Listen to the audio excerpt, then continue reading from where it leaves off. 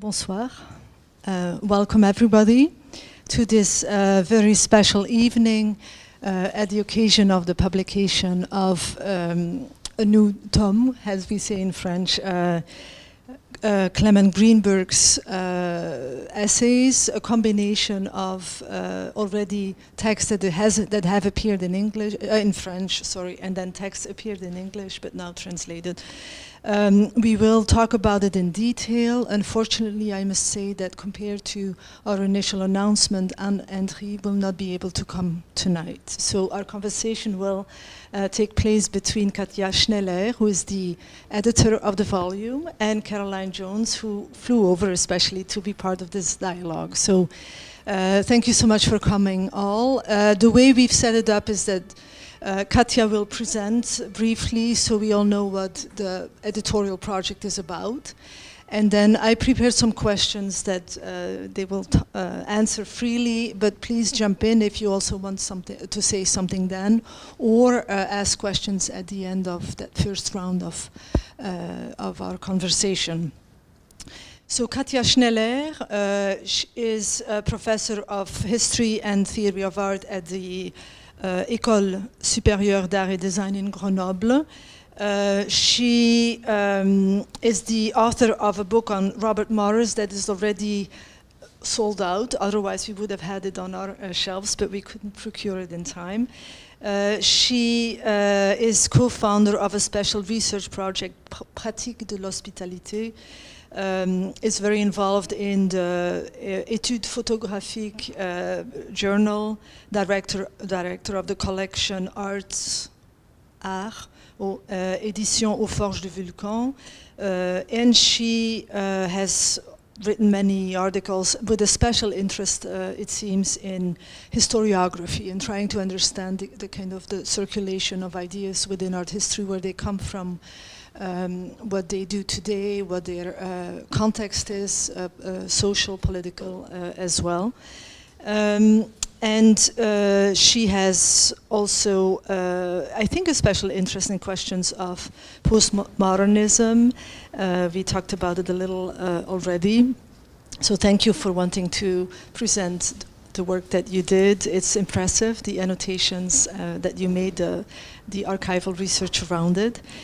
I'm also proud to say that Katja was one of our travel grant recipients many years ago with a project she did, I Like America and America Likes Me, between internationalization and Americanocentrism. We are looking forward to a publication around that. So our special guest who will converse with Katja is Caroline Jones, whom I probably don't need to present to you. She's one of the most important art historians working on 20th century art and especially contemporary art today. Professor at MIT, but with many fellowships everywhere. I believe that you've been at the INACHA a few years ago in that cycle on social art history. You were part of that. Caroline's voice, I think, has been one of the strongest for us in trying to understand Greenberg's place, but maybe also the lack of some lacks, some kind of difficulties that his interpretation of art have provided. Her book, Eyesight Alone, Clement Greenberg's Modernism and the Bureaucratization of the Senses, which appeared in 2005, was really a landmark in kind of closing a certain epoch of thinking around or against Greenberg, but also announcing a lot of the interest that we see today in materiality, in the senses, in what it is, global art history. So the book is on the shelf outside if you want to take a look at it, but it's, I think that's where you find a lot of the ideas that in a way inspired the dialogue today. Other publications include Machine in the Studio, Constructing the Post-War American Artist, Bay Area Figurative Art, Sensorium, Embodied Experience, Technology and Contemporary Art, a volume on experience, always very kind of experimental combination of texts from artists, philosophers, critical thinkers, art historians. So in many ways, I think she has opened the field of art history to challenging thinking. Thank you so much for for accepting the invitation. When I wrote somewhere in your writings that you say for you what it is all about is reading dominant narratives against the grain, I think that is what we want to question today. Greenberg's narrative was the most dominant for years and years in the US, both for artists, for critics, and for art historians. He has been quite important, but not as dominant, I would say, in French art history. He also came in a little late compared to, of course, his omnipresence in North America. His first, I think, text, thanks to Macula and the journal, were published, translated in some text here and there, and then Katia will talk about it. The volume Art et Culture appeared in '88, so right after the collected essays, the start of the collected essays by John O'Brien in '86.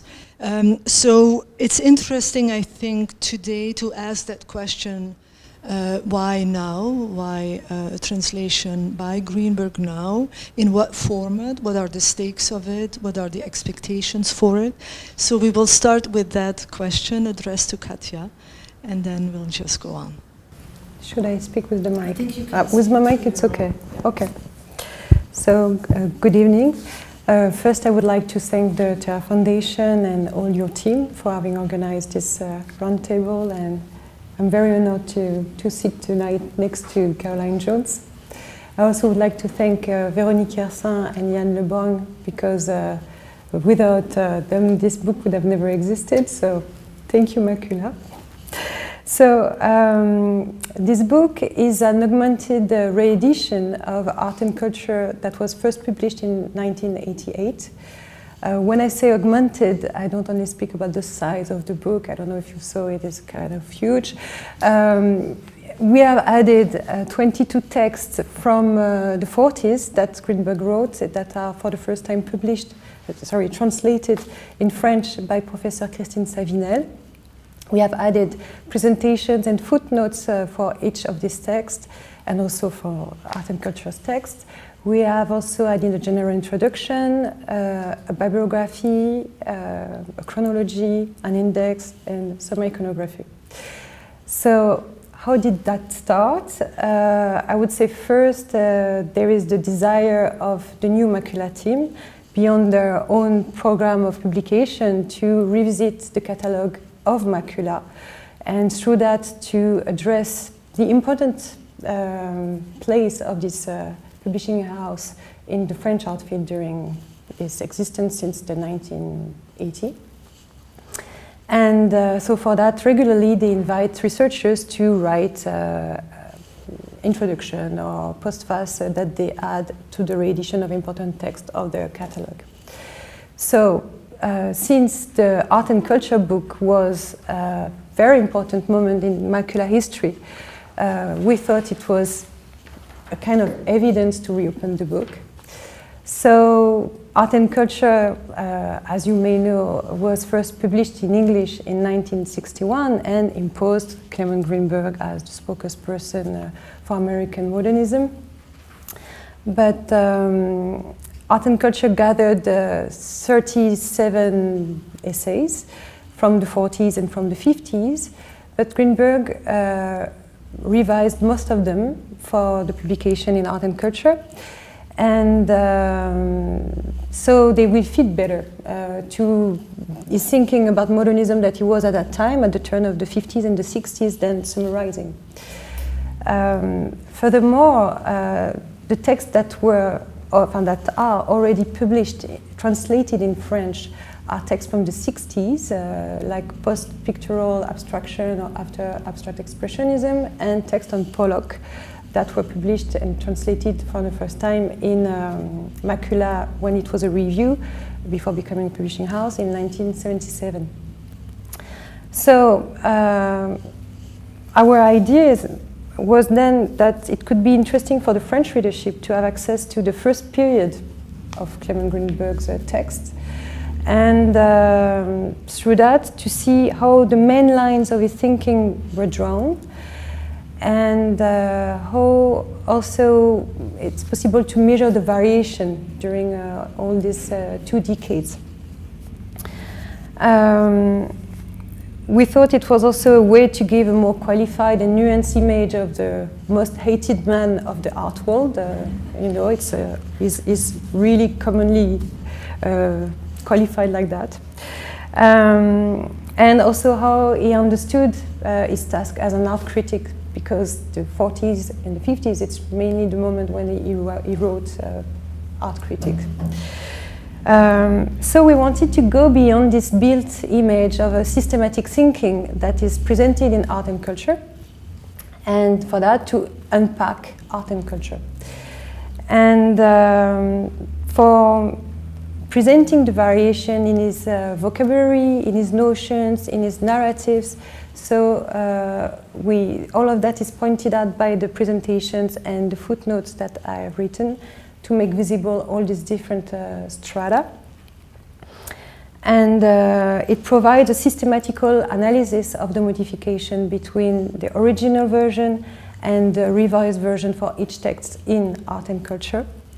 This helped to follow the transformation of the notions of his main ideas, and these footnotes also make links with texts that are not in art and culture, but that are very important in Greenberg's publication to understand certain notion or certain moment of his argumentation.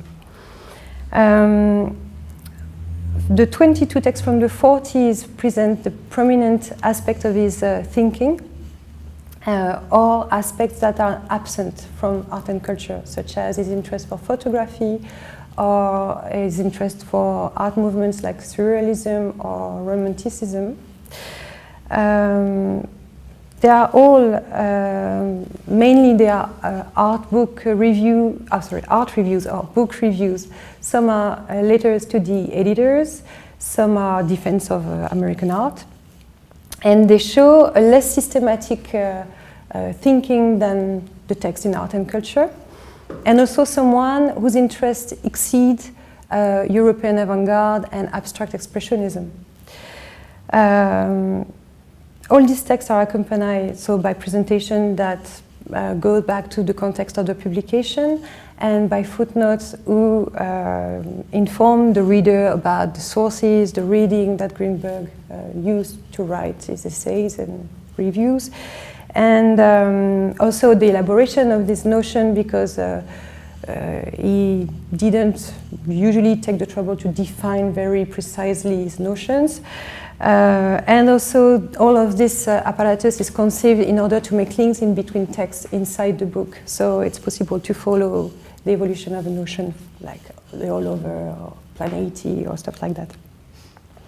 Concerning the general introduction, it goes back to the historiographical debates that was very huge around his writings, and also on his intellectual formation in the 30s and the 40s, when he's a member of the partisan review circle that then supports Trotsky. And so it goes over debates in the review, in the text, the political text that Greenberg wrote himself, or biographical elements, in order to see how he articulated the Trotskyist approach of art, an art that would be free of any political messages, with old debate around abstraction in New York at the turn of the 30s and the 40s, championed by figures like Hans Hofmann or Alfred Barr or Meir Shapiro. So this contextualized presentation of Greenberg hopes, despite his promotion of an art detached from society, to show that he was also an observer and an actor of his time. And so with these new sources and this analytic apparatus, the main goal of this book is to propose a tool for researcher and also a great introduction for students. Voilà. Yeah, because I had a question about what the expectations are in terms of readership and critical responses. So if it is a book that it gives context and it gives, it places Greenberg in a way in 2017-18, it places Greenberg in a long history from the 40s up till today. Do you think it still has a force? Do you think something can come out of that? So more than just information or giving knowledge to the French students here so they feel updated and all of that, of what that debate that happened in the States. Do you think something, somebody can suddenly do something unexpected because of that? And I remember when we were in conversation, I said, you have to come, because I remember when Panofsky's book on idea was translated in France in it was 85 or something, 84.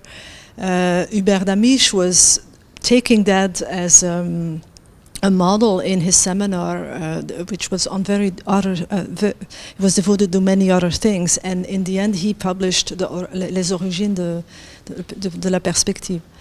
So that kind of can it still be, you think, by giving French readers that kind of instrument? Do you think suddenly a new path will be opened, or a really important work can come out of it? I know it's probably not it's a lot of prediction. Yes, but it's an expectation. Why do you do this? Well, another way to ask the question is, what is it about our moment that makes this entire, very time-consuming enterprise happen, right? So historiography is also that question about what desires bring something into being, not necessarily what effect would have, but what desires have brought it here. And we were talking before, hopefully before the recording was turned on, we were talking about how similar our moment is right now to this Trotskyist moment, in the sense of mass culture being, you know, a terrifying, everyday sort of tide, right, which is addressing culture and culture is addressing it, and so on and so forth. Coming from the US, right, I mean, we're living this fear every day about how a kind of mass culture that intellectuals, academics, and even politicians didn't see coming, right, is now ruling our civic space, our public space. So in an eerie way, as I was reading Katja's really amazing introduction, I was thinking, wow, you know, I wish we had, you know, Fiara, you know, like artists against fascism, right? I mean, it seemed suddenly as though there was a very powerful echo with that time that made some of these writings very provocative, very thought-provoking. So in my teaching, I still ask my students, my undergraduate students, and they're at MIT, they have no idea what art is, which is very liberating. And I ask them to read Walter Benjamin's work of art in the age of its technological reproducibility and Avant-Garde and Kitsch, because these essays are 3 years apart. And I ask them to think for themselves, who's right? Does reproduction reduce the aura of the object and free us from its tyranny, or are we more and more addicted, you know, the more it circulates and is reproduced, and so on and so forth? So I think these root questions are unbelievably important, and we don't always agree with the answers that Greenberg came up with, which is why, you know, I wrote 700 pages about it. But I think the question, I mean, one of the most important roles of a critic is to shape the questions. And he certainly did that. And the questions are some of the same things that we're wrestling with today. And you know, you say the most hated man. I mean, there are people that still love him, right? And we experience this today. So that also is interesting, right? Isn't it extraordinary that criticism could, make people love, could make them hate, could make them not speak to someone again, make friends with that person, not that person. I mean, that's also something we could be almost nostalgic for, right? When ideas had this kind of force. So maybe that's a different kind of why now, which is that those of us who read books, we may say, why not now? We may say, we need to understand what produced this. Is there a way we can reclaim that when ideas could have this kind of force? So for my own book on Greenberg, one of the anecdotes in the preface is that about a year after his death, I was invited to the Whitney to speak about some of my work on his writing, and I was hissed. And that had never happened to me before. And I did not know whether it was the people in favor of Greenberg or the people against Greenberg who were hissing me. And I thought that was very interesting, that I didn't know that. And that was one of the reasons I decided to write the book, to try and figure out what was polarizing about these ideas, why did they have so much power? He died in, 94? Yeah, so that was in 95. Why were they still so, nobody was hissing about Trotsky anymore, right? So what held the power? Where was that power in those ideas? But you did say in your book to be done with it, as if you had to be able to come to Paris. I'm not quite there. But to see it as a starting point with lots of similarities, especially the political urgency. Yeah, I think what I wanted to be done with was that partisanship, that not necessarily partisan review, but I wanted to be done with these tussles, and I wanted to be able to open out to some of these larger questions. So for me, again, as a scholar and a philosophe manqué, I wanted to understand what had produced Greenberg himself and why his writings produced in us a kind of channeling of our desires and a kind of cultural, how does his words make us different kinds of subjects? So this was my approach. And so I was done with Greenberg's right or Greenberg's wrong, right? And I was more interested in what did that work do for us? Why was it so powerful? In a sense, why did he win? Why did he win over, Harold Rosenberg, over, because people who were alive then would talk about the three mountains. They would talk about the Red Mountain, Rosenberg, the Green Mountain, Greenberg, and I forget who the third, I guess the third was, Steinberg, the Stone Mountain, Leo Steinberg. So the fact that Greenberg had such an impact is itself something that needs explaining. Something that it's not that you just need to choose sides, it's that you need to understand. Why was that taken up so broadly? Why did it have such an impact? But for me, it was really to follow this kind of approach. I was not trying to defend him or to criticize him, since it's like a fashion it's almost has been to be against or for him. It's been like this for decades and decades. But I think in the moment we are now, we are rewriting history of modernism. You have all what we call other modernisms, who are addressed now by a lot of historians who get interested in what was marginalized for decades. And I think it's important to read Greenberg also to do that. Because, for example, there is this show that just closed in Honolulu, in Hawaii, looking east from the far west on the abstract expressionism, but so it's re-evaluating the influence of the calligraphy, the Buddhism, and also the place of Asian American and Hawaiian American artists in this history. But I was interested by the fact that the speech that presents the show starts with the fact that in American type painting, Greenberg minimized the place of this Oriental influence, and then it's like it opens the door and we can go to this new approach, but still is there, and you need to deal with this history for the moment. And I think for that it's very important to still continue to read him. But it's in a way how you read him that is maybe changing now. It's to read him not only for him, but maybe to read him with other authors, with other figures of that time. I mean, it's what I tried a bit to do in my introduction, to reevaluate also his place. As you said, he was like the main figure, like the massive character for decades.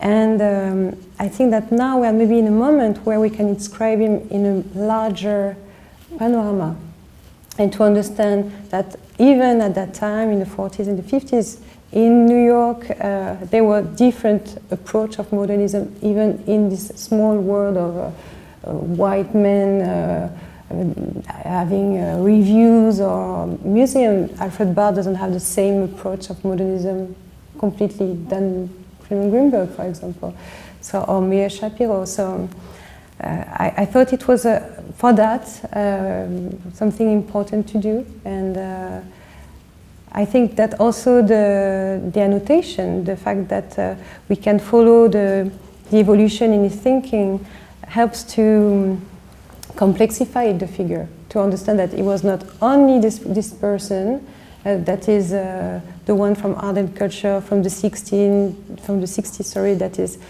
over caricatured today, yes, to understand that it's more complex, and it's more complex because it's related to a certain context, as you said, a very particular context. And yeah, it definitely nuances and brings a whole landscape, an intellectual and an artistic landscape, I think, to the French public here. In a way, the reception in France has been quite linear, with the Agriculture, the first edition, then with the symposium, which was very important at the Centre Pompidou in '93, where your intervention was really outstanding. And but it then, as I think no longer now, it really was part of that debate on postmodernism and the theories around postmodernism. And is it what is it today? Would it be global art history? The fact that it's the pluralism of that. Those are important things. Yeah, I mean, I think with Greenberg and those who work on him, we always have to guard against a certain nostalgia for the Grand Récit, right? So what he has in common with Alfred Barr is, the torpedo, right? Yep. I mean, the idea that there's one modern movement, there's one progress path, and I would say, as a pedagogue, that's made very complex by the kind of scholarship that students are doing now. So they want to see the role that Egyptians played, the agency they had in surrealism, right? They're no longer interested in seeing how the Egyptians took up a surrealism that was created in France, right? I find this very salutary. I find this a better kind of history. And so, just for me as a scholar, it's very important to see Greenberg as attempting to control a discourse that was already fragmenting. So I'm going to say something a little controversial, and I would love to have this be part of the questions. So for me, I ask, why do the French love Greenberg? Because this is a lot of attention to lavish on a dead critic. And I think it's because he presented this very complicated mirror to the narrative of French modernism. It was a mirror that had some hard, I'm going to mix metaphors here, it was a hard pill to swallow because it was, French modernism is the only path. It's over. We've got it now, and we're charting the way, right? So it's very complicated because you have to accept that you're done, but you get to enjoy the reflected glory of having your tradition carried forward by these great, this great army, this great, group of artists who will take it forward. And what are they taking forward? They're taking forward, cubist space, which doesn't go back like the Renaissance mirror in a window. It bodies forth in this way. It has this phenomenology, right? So there's so much about even European modernism that is left out of that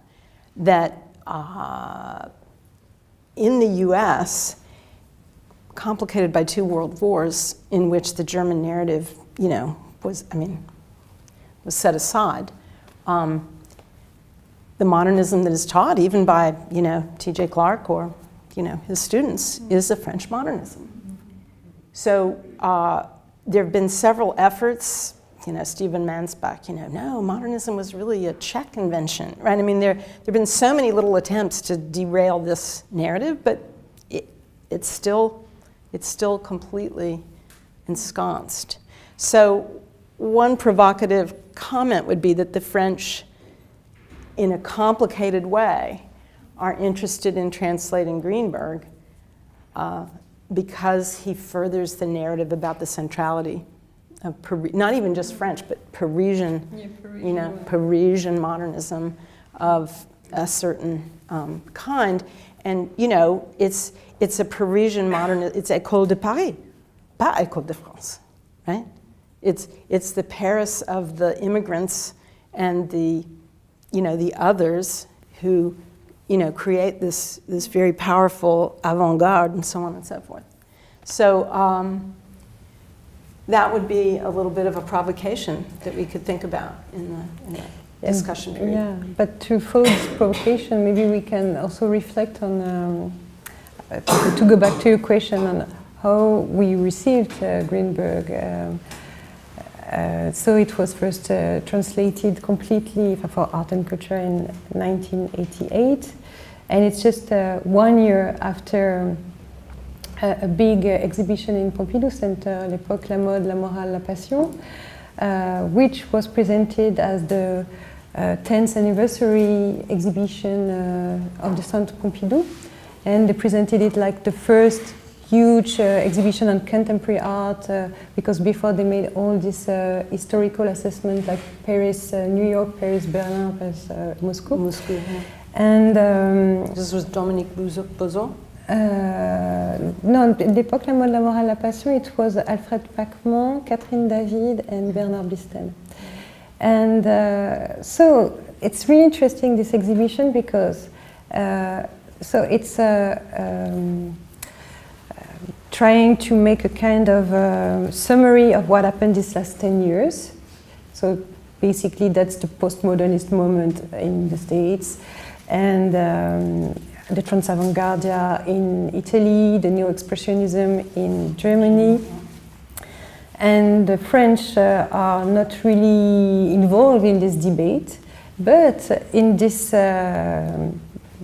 exhibition, the catalog is very interesting because there is this anthology where they translated a lot of texts that were very important for all this debate. So it's just like we were involved in the war, but we are at the end of the war and we present you the summary of it.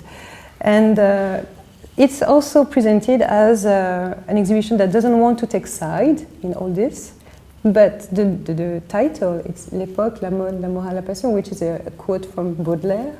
So it's really also a way to implicitly reaffirm a certain central narrative. Yeah, and connection to modernity. I mean, the fact that modernity is still the most important notion and value that maybe the French institution wants to defend. And maybe the interest that also the Centre Pompidou had in the 90s, also around all of this, Roselyne Croze, she had shows over there, L'Informe. It was, I think, in the middle of the 90s. The symposium around Greenberg in 93. So all of that is, and also we received in France Croce and Greenberg at the same time, because she was translated mainly in the 90s by Macula, like Le Photographique, Passage, and L'Originalité d'Avant-Garde. I might comment that that was the same as China.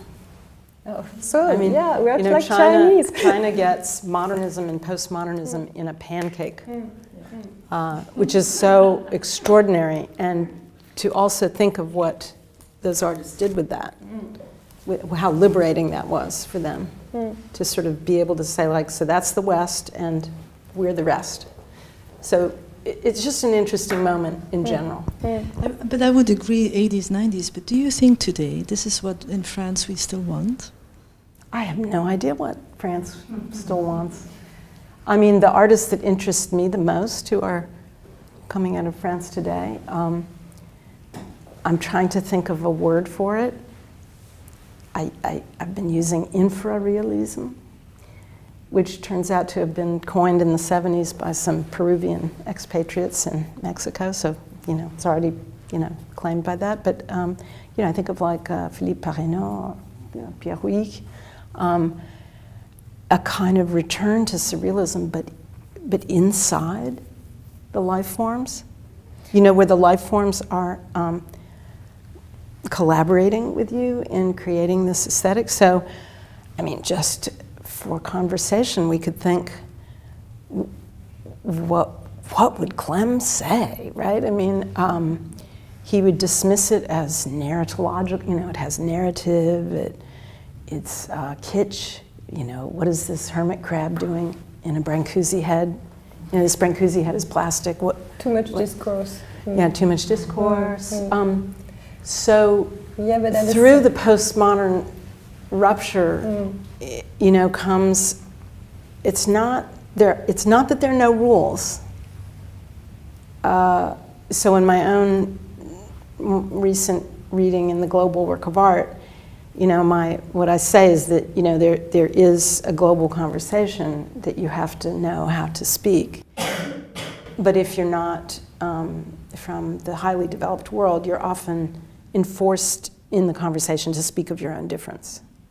You're often enforced to say, like, as an Iranian, right? I mean, so you're often, you know, made into this kind of predicated global citizen.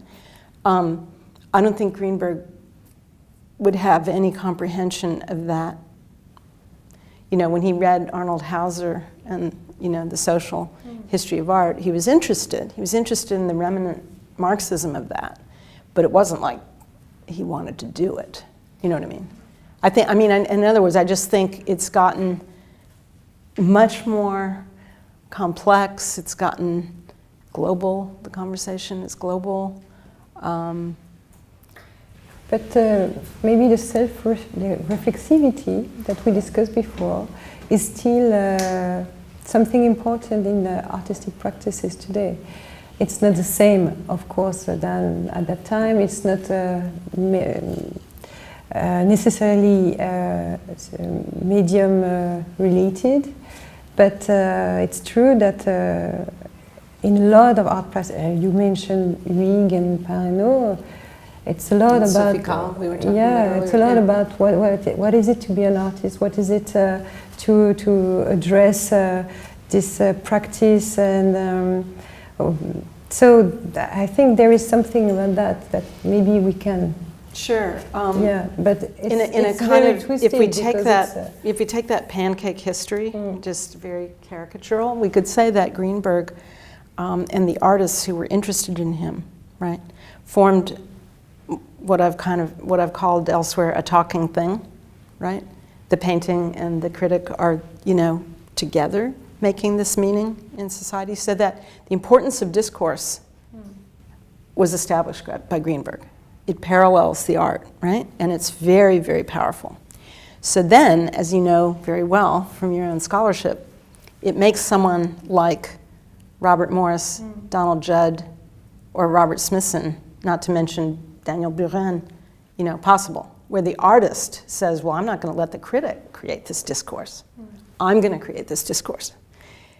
And then you have conceptual art. So this is, the pancake, right? You have conceptual art saying, well, maybe we don't need the object. We have the proposition. We have the kind of Wittgensteinian proposition.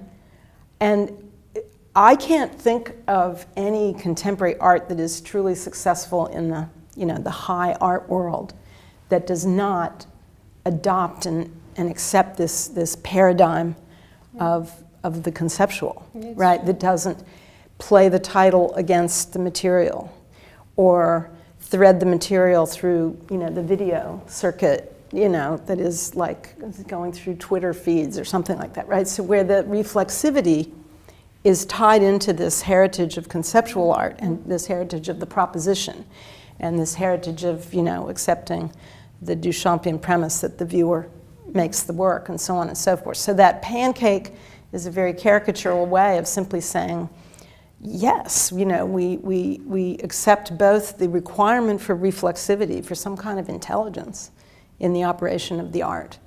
And what has dramatically changed and what he would find sort of illegal is the propositional and the discursive, and that this is now part of the artist's responsibility. One of the most astonishing things that reveals why he was such a polarizing figure is that in the interview I did with him, he said, well, it's immoral to tell a critic what he meant to be saying, what he was saying, but it's completely moral to tell an artist what he was saying. Right? I'm not saying it with his characteristic sort of Dashiell Hammett inflections. Yeah, he was not but that is an astonishing power. That's a very naked assertion of the kind of power. The critic gets to tell the artist what he meant, but no one gets to tell the critic what he meant because he controls the apparat, the dispositif. So that has completely changed. And if there's a complaint, like complaints of an art critic, I would say that the art world relies too much on what the artist tells you to think about the work, right? There's a kind of handing on of the press release that is not really criticism anymore, right? So, we do have nostalgia for this opinionated voice. At least, let's say the art critics have it, because, today you have the curators. Yes. Also, the voice of the curators are very, very prominent powerful. And very powerful, very important. And they shape a lot what artists should or not defend in their work. So this is also a new thing, let's say. And this is also, October they did this roundtable at the beginning of 2000. In this, it was also an anniversary edition for that maybe 20 or 30 years of existence, 30 years of existence, and they were, 20 years, sorry, they were questioning the role of the art critic. At that time, they were crying under... And you quoted Hal Foster in your introduction.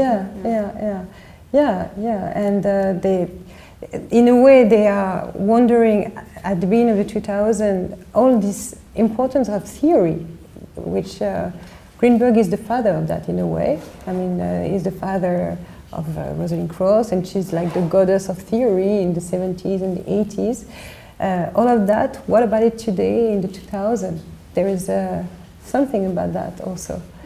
And it's true that it has completely transformed with the importance of the curator, because there are people who are more involved with the practice also than the art critic that would have been more distant. So, although we know Greenberg was not distant. When I say distant, is that it would not be maybe imagining the project of an artist with the artist, like, we were going to put it like that and that, like a curator is curating a space with the artist. This is something that would be interesting to know, how he was curating actually. Well, you took that picture that you put on the back, and And also today it's the artist and the public. With the public, the artist is orchestrator of events, and he needs the audience, or she needs the audience for it, and wants them to participate in all of that. So, and reality and fiction are kind of brought together, all those things that Greenberg probably would not have wanted at all. But so we'll see. Maybe there are some questions in the audience, or people who want to jump in.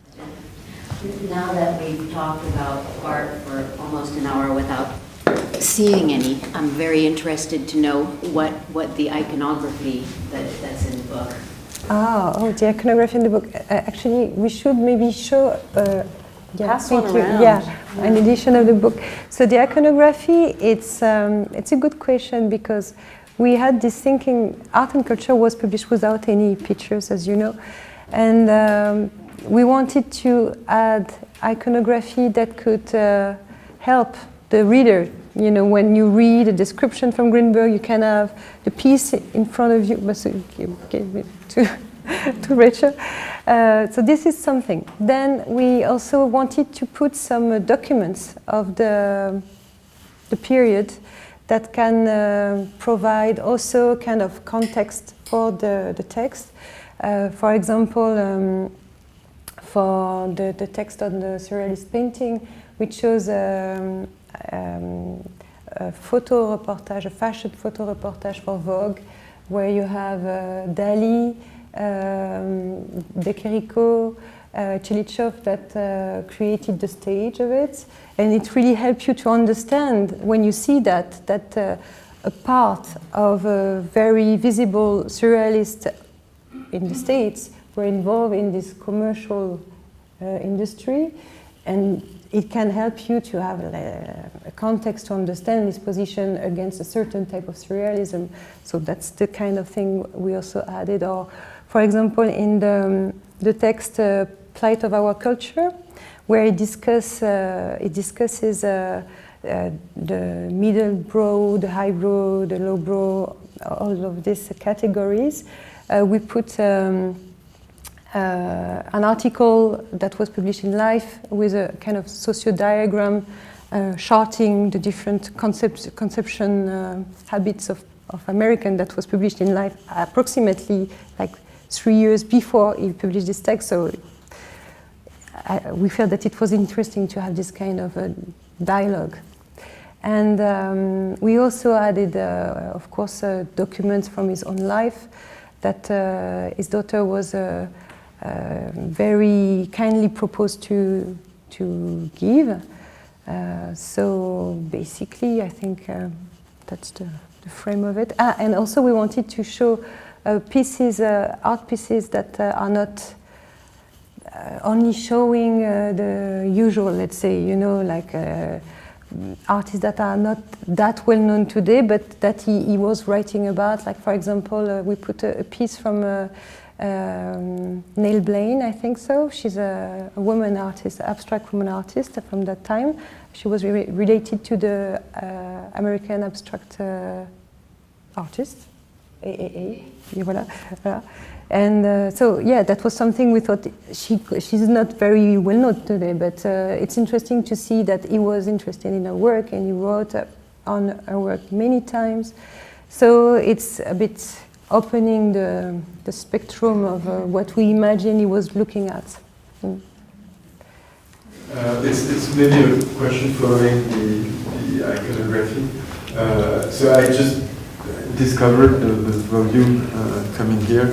I haven't read it yet, and I found it really interesting that it's published with a footnote, a critical apparatus, and it was probably luck or chance, but just looking through the book, the first footnote I found was on an article on Montreal.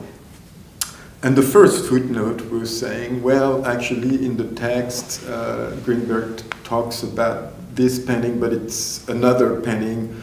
And it's something without at all being a specialist of Greenberg, but that seems to me possibly very recurrent in his writings, and that of course were not published originally and have not been republished with any sort of critical apparatus, it seems to me, except this volume. So as the person in charge of that volume, I was wondering if it was something that you encountered more than this footnote that I saw mentioned.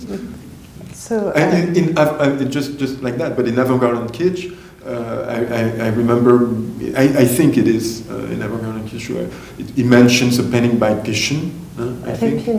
A Russian painter that... Oh, there's Repin.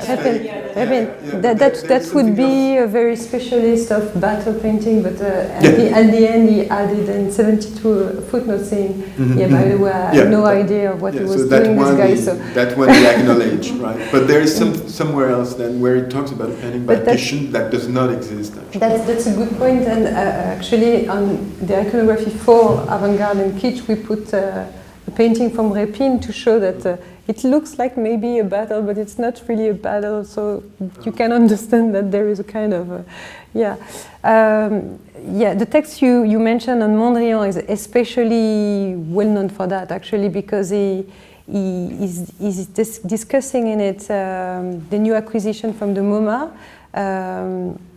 New York Boogie Woogie, and is saying in his review that he sees orange and purple. As you know, Mondrian never used this kind of colors.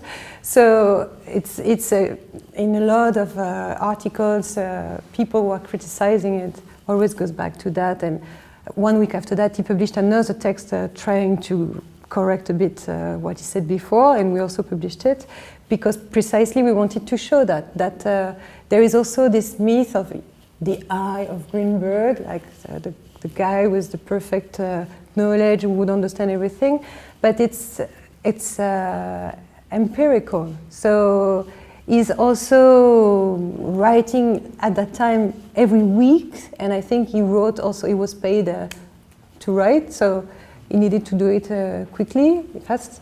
So there are like that some mistakes, and it's very interesting to reconsider this notion of formalism also, and the fact that he's considered as a very important formalist thinker, which is true, but then what is it really about, this formalism? How does he really look at artworks? And so it is also interesting to see in the evolution of the thinking, for example, around planeity or cubism, because it's very revealing, this change around planeity. In the 40s, he is defining this planeity as if the painting would become an object. So it's like an object, there is no disturbation for the eye. And then in the end of the 50s, it's completely the opposite. Then suddenly it's really an optical experience.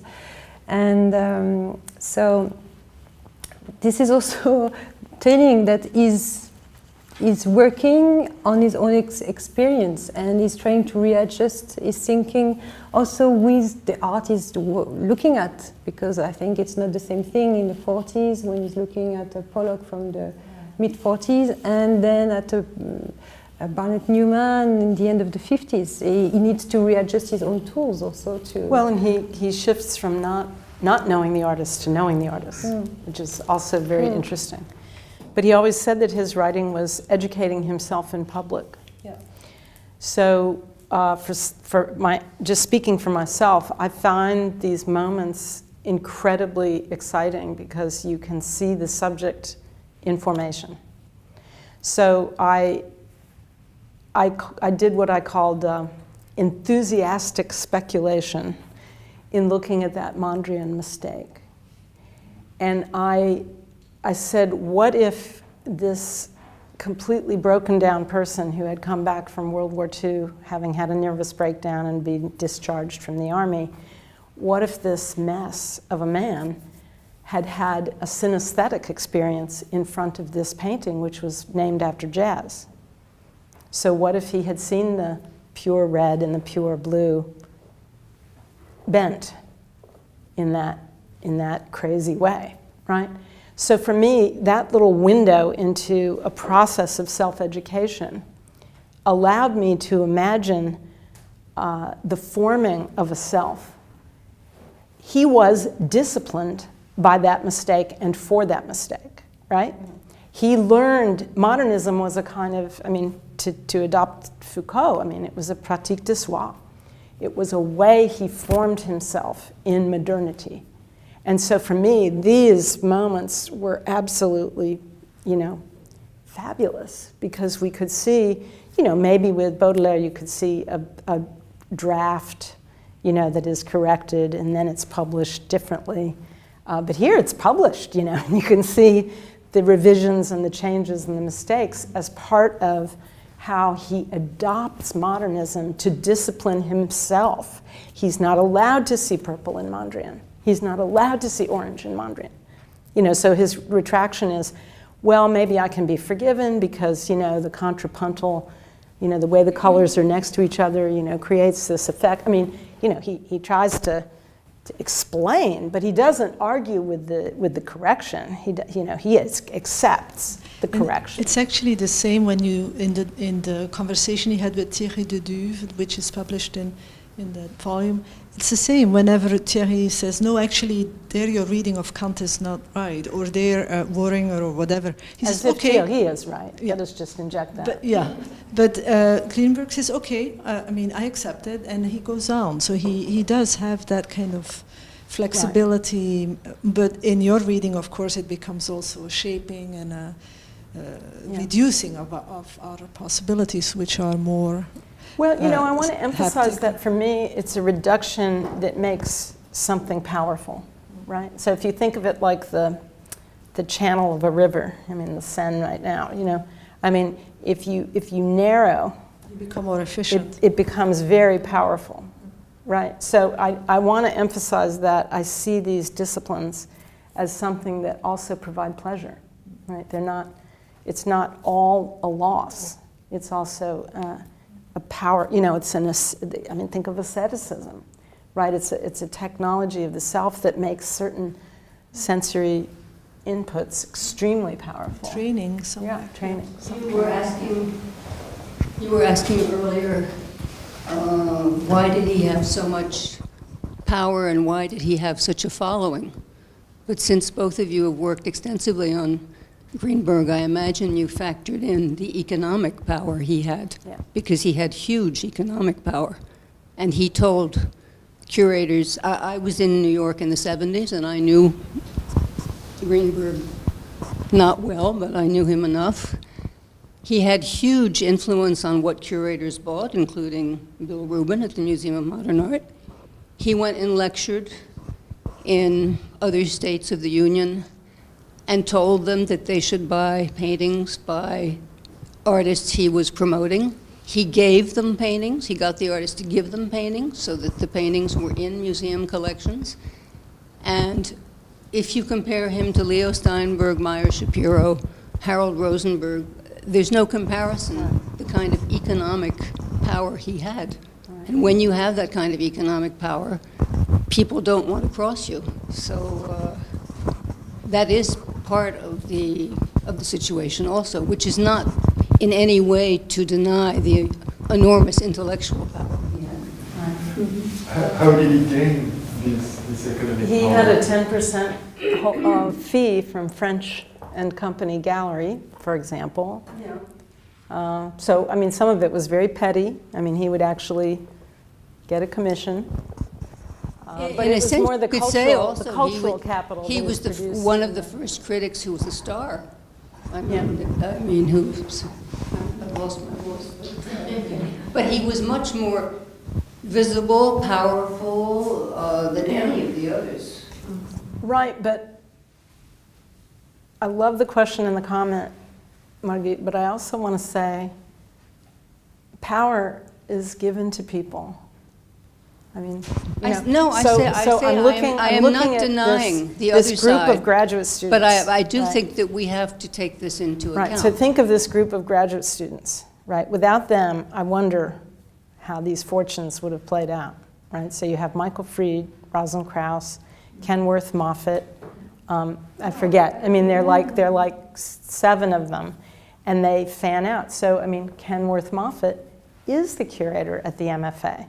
So I've been, as a Bostonian, I've been fantasizing that the MFA will do an exhibition of its 14 Jack Bush paintings and its 10 Kenneth Nolans, and it's, in other words, they have this fiduciary mountain of Greenberg recommended artists, but it was Kenworth Moffat who was selling them to the museum and explaining why they were important for the museum. So in other words, it's not enough to just say, "Oh, bad man." It's like you have to see all the capillarity of the power that was taken up and Carolyn, don't misunderstand me.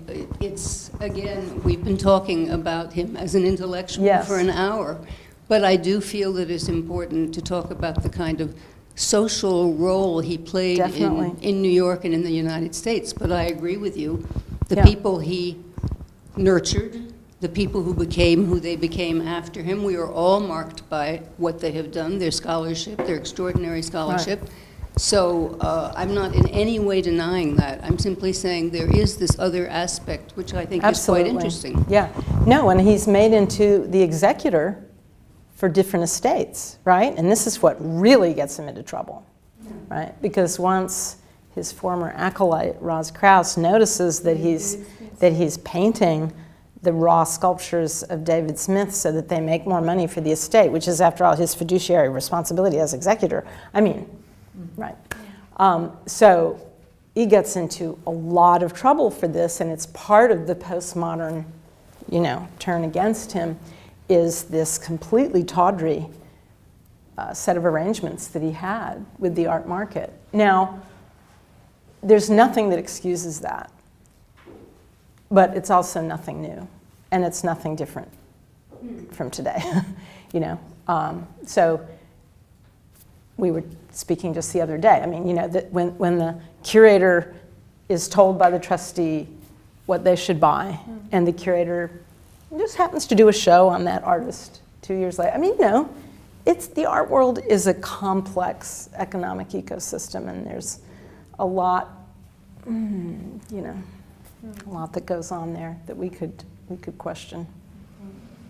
But I do think, for me, I wanted to study the chains of that power, and probably my most polemic argument is against the postmodernists. The specific set in New York who wanted to kill Greenberg so they could be Greenberg. Mm-hmm. They didn't want to kill Greenberg, they didn't want to get rid of Stalin so they could have, community socialism. They wanted to kill Stalin so they could be Putin. I mean, just to use a contemporary analogy, right? They wanted to keep the discourse centralized, and they wanted to control that discourse as centralized speakers with the most authority, right? So for me, that was probably the noisiest polemic of the book, in the sense of how postmodernism was not free of this, of either the market relationships or the sort of authoritarian speech acts. Would you say that maybe the fascination that French may have with that, I mean, understanding what's the association between capital and the cultural organization, the fact that the exhibitions at MoMA are so kind of driven by trustees' decisions or collectors' decisions. Do you think, and here I'm talking, I don't know, because it's not my expertise at all, but do you think that kind of, in France it's maybe a little bit more diffused, and you don't have that kind of hardcore, so one wants to know. You have the state as a central actor and patron. But it's still a patron. Yeah. Yeah. So in France, you would want to look at Dominique Bozeau and Jacques Lang. You'd want to look at that cadre, and I don't pretend to understand that, but you'd want to look at how those alliances supported each other. Yeah. Right. But would the Americans be interested in knowing that? I mean, in France, there is this desire to at least understand, finally we'll understand Greenberg, finally we'll understand the debate on postmodernism, and so we need to kind of get all the details of it. Is that something that you think...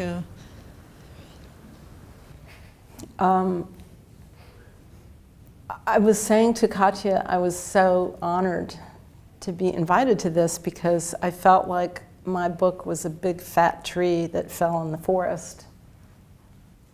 And nobody heard it, you know.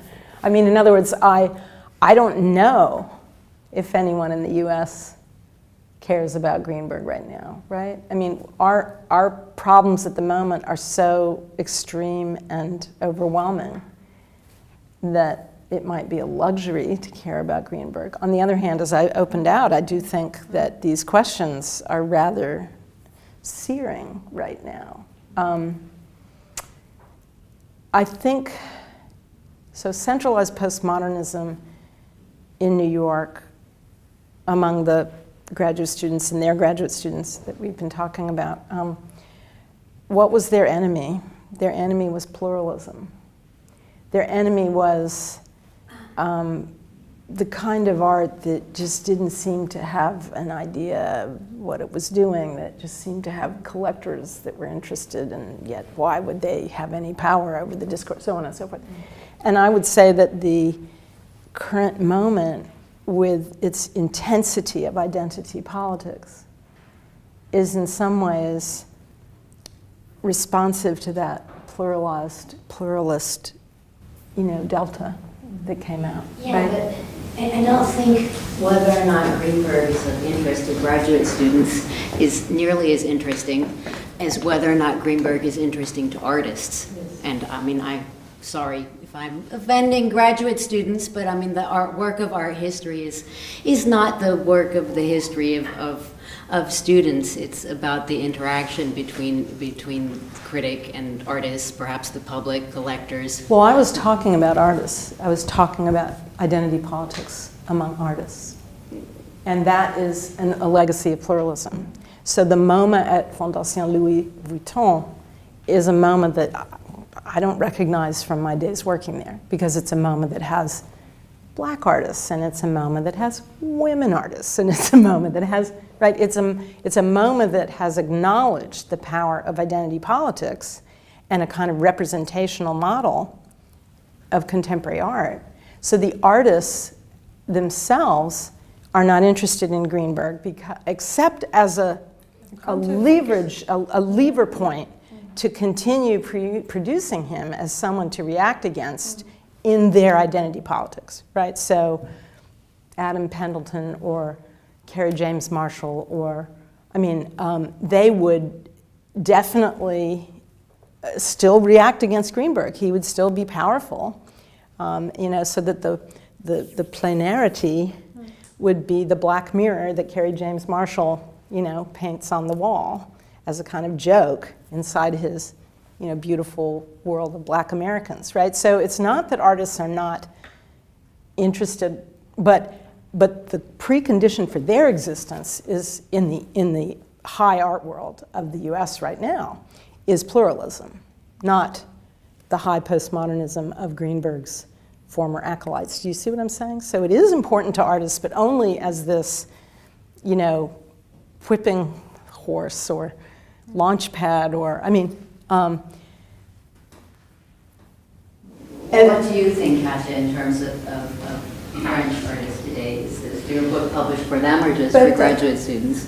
Oh, but it's, for me, I teach in an art school, so for my students are young artists. As I mentioned, and you mentioned it, I run a research platform dedicated to political-based art, socially engaged art, as we said. And for these students who are interested in this, I think, as you said, they are always trying now to address more marginalized character, history, like you said, it would be like the Egyptian artist from the 30s or whatever. And I think then Greenberg is still this kind of counterfigure. It's not him per se, it's just is emblematic or a certain representation, a reductive representation of what modernism was. So in this kind of game, I imagine it's still having a place in the interaction with artistic practices. You could also, in a way, I mean, if his kind of really thinking through of the avant-garde and its kind of political engagement, even through negation, if artists of today would see that instead of the caricature, they would be maybe very pleased. And maybe, I mean, there are things in Greenberg because of that kind of reduced rereading that we've forgotten. But which actually, and especially his political, I think. Yeah, I mean, the Trotskyist position is very appealing. It's just hard to believe anymore. You know, I mean, I don't think you're in the art school. I don't know. People in our art program don't use avant-garde anymore. I mean, in other words, that's part of what died. That's part of what postmodernism killed off. Yes, but at least the fact, I mean, the importance of mass culture, how it relates, how you position yourself towards that, all of that, I think, instead of thinking about Greenberg as a formalist and seeing that was his base question in a way, that would make him again perhaps more a positive motor instead of a negative one. Yeah. But that's also the question around what is the goal of political artistic practice also. Because in a way is autonomy, the autonomous approach is articulated with this political position. And today we see a lot of institutionalized political art, but is it very effective on the real? I mean, that's also a question. I mean, I'm not saying that art should be autonomous at all, of course, but it's just, for me, it's interesting to have this kind of perspective, to take a distance from this fashion around socially. Too literal. Yes. Type of, Yeah, I mean, this would be a burning question then as now. What is the most effective? You know, so, you know, in my apprenticeship to these politics, you know, and I learned a lot from your introduction, not that I hadn't thought about it a lot before, but, you know, it was an extraordinary political position by 1941. The position which he described as Rosa Luxemburgian defenseism was, we need to let this war go on without us, without the US, because there needs to be a total revolution. And then we'll have a completely free culture. Right? I mean, he changed his mind very quickly after that. Yeah, he did. But it was an amazing, amazing position to take at that time, because everyone was just being pushing practical and saying, no, the non-interventionist position is the anti-Semitic Lindbergh, Henry Ford position. We need to just, you know, join the Europeans, make ally, right? So the idea was not that the autonomous art would free the people to then get rid of capitalism. It was that you had to get rid of capitalism first, and then art would be really good. You know, which is of a lot of difference from the contemporary view of, you know, politicized art, which is more like the social realist in some sense. I mean, it uses very different media, but it's, you know, documentary and it's representational and it's... But the difference is also the situation of the culture industry today. Yeah. I mean, it's also a very different situation from that. Yeah. I had a question because I read your book on global artwork, and you said at the moment that you were coining I wanted to ask you about your relationship to Greenberg today, because in this book you said at the moment that you coined the term of globalism as analogous to modernism. As an aesthetic operation, and when I was reading the different elements that you proposed to describe globalism, like blind epistemology and the synesthetics, etc., it was all in a way like reverse Greenberg and with Greenberg and against, and I felt it was kind of a I felt that he was still very present for you. Is it like that, or what? I mean, thank you. I think I found a reader. It's so exciting. But I mean, I think I'm like Margit Roll. I mean, I am completely formed by that discourse. So I can't disavow it, but I can attempt to understand it. So my plea to artists and art historians and critics was to not allow globalism to be claimed by capital, but in the way that modernism was an aesthetic strategy in the face of modernization, to argue that globalism should be an aesthetic strategy in the face of globalization. So this is really just, I'm really just a politician for this idea. I mean, I'm really just hoping this idea takes off because I want that. And in that sense, it's very Trotskyist. It's very Greenbergian of 1939, you know? It's saying there is a space for culture to have some kind of, you know, active agency. And I say that as a critic because I have been changed by art. I mean, you know, I could get very emotional here. I mean, what is this strange thing that humans do? I mean, it's really strange.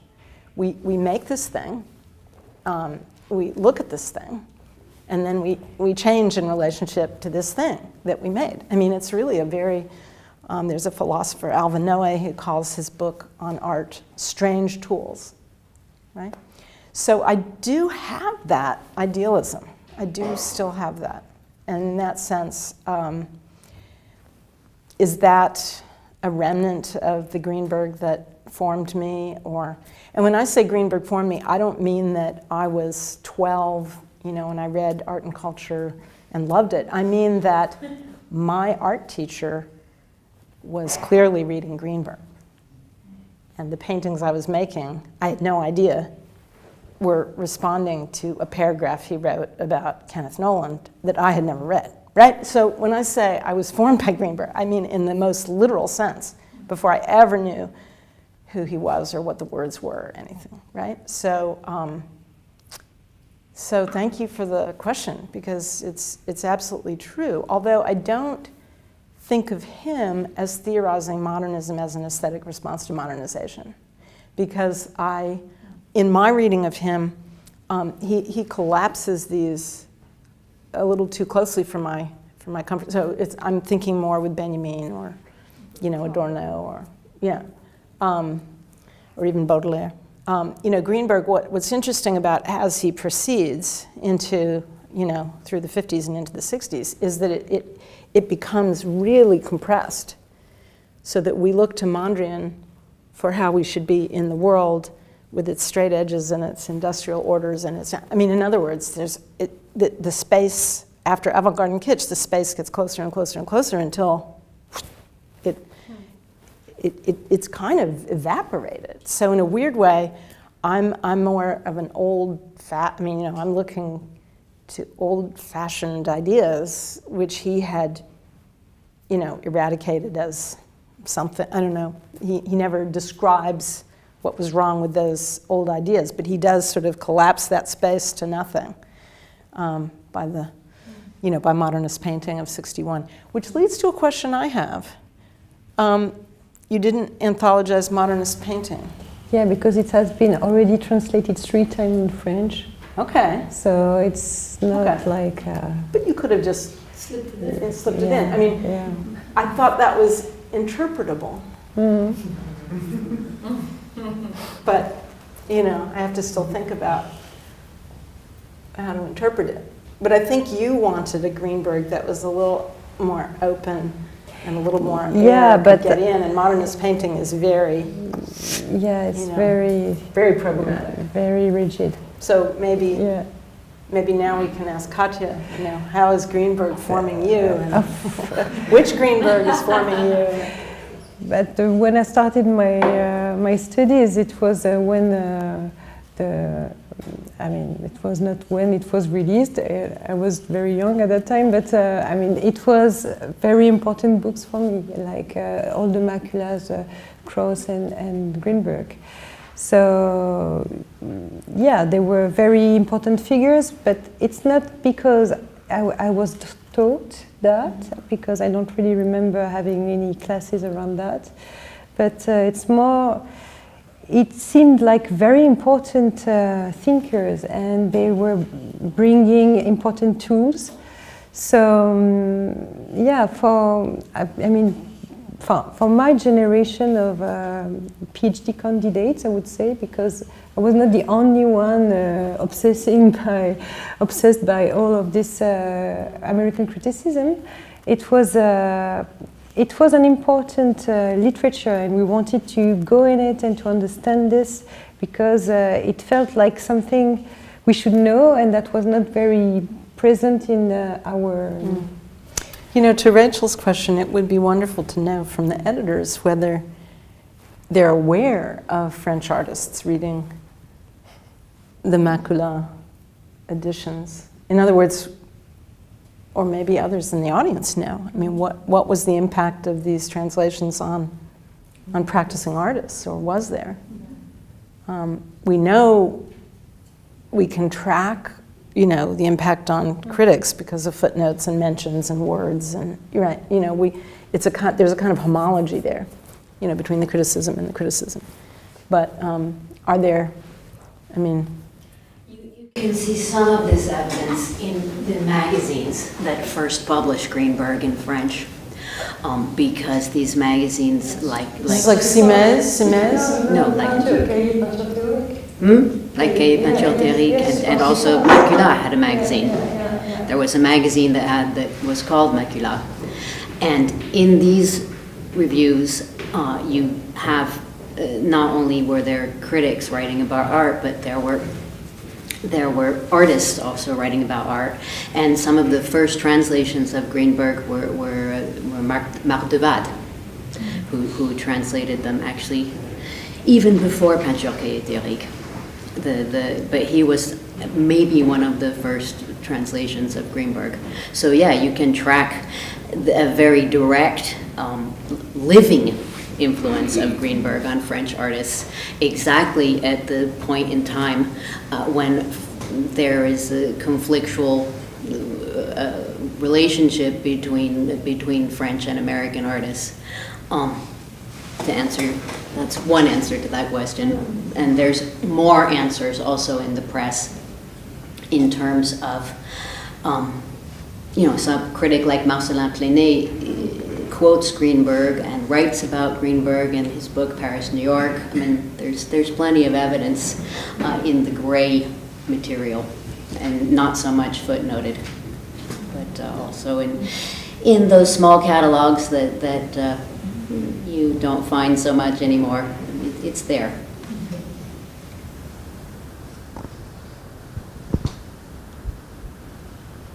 Are we done?